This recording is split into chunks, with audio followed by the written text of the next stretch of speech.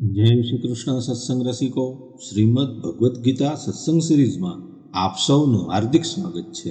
આત્મીય સત્સંગ રસિકો, આ વિડીયોમાં આપણે દ્રોણાચાર્ય કંઈ પણ બોલ્યા નહીં એ કારણે દુર્યોધનનો માનસિક ઉત્સાહ ભાંગેલો જોઈને એના પ્રત્યે ભીષ્મજીએ દેખાડેલા પ્રેમ અને સદભાવનાની વાત જે સંજય 12મા શ્લોકમાં કહે છે તે સાથે મળી અને શ્રવણ કરશું. વિડીયો આપને જરૂર પસંદ આવશે તો વિડીયોને લાઇક કરી અને શેર કરશો. શ્રીમદ ભગવદ્ ગીતા પ્રથમ અધ્યાય શ્લોક 12. યસ્ય સંજયનન હર્ષમ કુરુ વૃદ્ધ પિતામહ સિંહનાદમ વિનદ્યોચ્ચૈ શંખમ દધમો પ્રતાપવા. એટલે તે દુર્યોધનના હૃદયમાં રખ જન્માવતા કૌરવોમાં વૃદ્ધ અને મહાન પ્રતાપી પિતામહ ભીષ્મએ સિંહની જેમ ગરજીને જોરથી શંખ વગાડ્યો. આ શ્લોકની આપણે વિશેષ વ્યાખ્યા જોઈએ. શ્લોકમાં પ્રથમ છે તસ્ય સંજનયન હર્ષમ, એટલે જો કે દુર્યોધનના હૃદયમાં હર્ષ થવો એ શંખધ્વનિનું કાર્ય છે અને શંખધ્વનિ એ હર્ષ થવાનું કારણ છે. એટલા માટે અહીં શંખધ્વનિનું વર્ણન પહેલાં થવું જોઈએ અને હર્ષ થવાનું વર્ણન પછી થવું જોઈએ. અહીં શંખ વગાડતા દુર્યોધનને હર્ષિત કર્યો એમ કહેવું જોઈએ, પરંતુ અહીં એમ ન કહેતા એવું જ કહ્યું કે દુર્યોધનને હર્ષિત કરતા પિતામહ ભીષ્મજીએ શંખ વગાડ્યો. આમ કહીને સંજય એવો ભાવ પ્રગટ કરી રહ્યો છે કે પિતામહ ભીષ્મની શંખ વગાડવાની ક્રિયા માત્રથી દુર્યોધનના હૃદયમાં હર્ષ ઉત્પન્ન થઈ જ જશે. ભીષ્મજીની એ પ્રતિભાને દર્શાવવા માટે જ સંજય અગાઉ પ્રતાપવાન વિશેષણ વાપરે છે. ત્યાર પછી છે કુરુવૃદ્ધ, અર્થાત જો કે કુરુવંશીઓમાં ઉંમરની રીતે જોતા ભીષ્મજીથી પણ અધિક વૃદ્ધ બાહલિક હતા. બાહલિક કોણ? કે જે પિતામહ ભીષ્મના પિતા શાંતનુના નાના ભાઈ હતા. તો પણ કુરુવંશીઓમાં જેટલા મોટા વૃદ્ધ હતા તે બધામાં ભીષ્મજી ધર્મ અને ઈશ્વરને વિશેષતાથી જાણનારા હતા.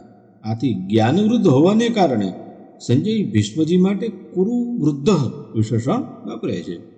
ત્યાર પછી છે પ્રતાપવાન, એટલે કે ભીષ્મજીના ત્યાગની મોટી અસર હતી. તેઓ કંચન અને કામિનીના ત્યાગી હતા, એટલે કે એણે રાજ્ય પણ સ્વીકાર્યું નહીં અને લગ્ન પણ કર્યું નહીં.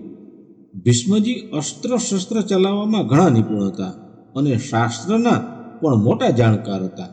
તેમના આ બંને ગુણોની પણ લોકો ઉપર ઘણી અસર હતી. જ્યારે એકલા ભીષ્મ પિતામહ પોતાના ભાઈ વિચિત્રવીર્ય માટે કાશીરાજની કન્યાઓનું સ્વયંવરમાંથી હરણ કરીને લઈ આવી રહ્યા હતા, ત્યારે ત્યાં સ્વયંવર માટે એકઠા થયેલા બધા ક્ષત્રિયો એમના ઉપર તૂટી પડ્યા, પરંતુ એકલા ભીષ્મજીએ તે બધાને હરાવ્યા. જેમની પાસેથી ભીષ્મજી અસ્ત્રશસ્ત્રની વિદ્યા શીખ્યા એ ગુરુ પરશુરામજી સમક્ષ પણ એમણે પોતાની હાર સ્વીકારી નહીં. આ રીતે શસ્ત્રની બાબતમાં એમનો ક્ષત્રિયો ઉપર મોટો પ્રભાવ હતો.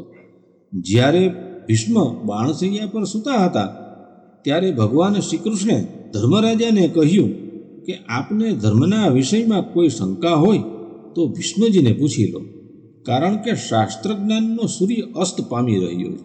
અર્થાત ભીષ્મજી આ લોકમાંથી વિદાય લઈ રહ્યા છે. આ રીતે શાસ્ત્રના વિષયમાં એમનો બીજાઓ ઉપર ભારે પ્રભાવ હતો. ત્યાર પછી શ્લોકમાં છે પિતામહ.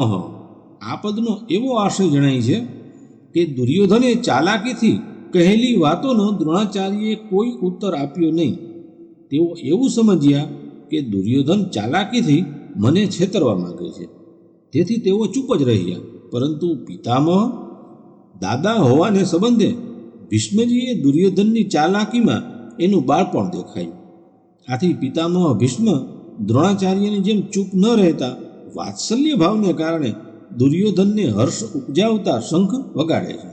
પછી છે શ્લોકમાં સિંહનાદમ વિનદ્યોચ્ચૈ શંખમ દધમો, એટલે જેવી રીતે સિંહના ગર્જવાથી હાથી વગેરે મોટા મોટા પશુઓ પણ ભયભીત થઈ જાય છે, એવી રીતે માત્ર ગર્જના કરવાથી બધા ભયભીત થઈ જાય છે અને દુર્યોધન પ્રસન્ન થઈ જાય છે.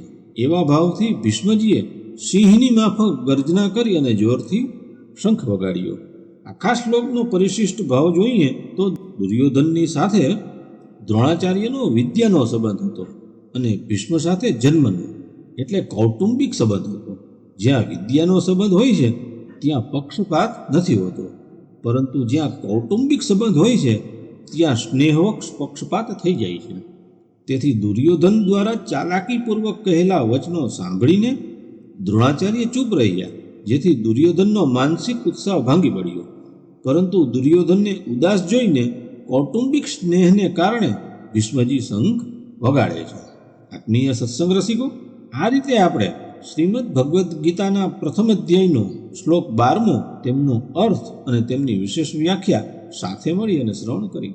વિડીયો આપણે જરૂર પસંદ આવ્યો હશે તો વિડીયોને લાઇક કરી અને શેર કરશો, કોમેન્ટ કરશો. ચેનલને સબસ્ક્રાઈબ ન કરી હોય કે ચેનલ પર નવા હો તો ચેનલને સબસ્ક્રાઈબ કરશો. ફરી મળીએ નવા વિડીયો સાથે.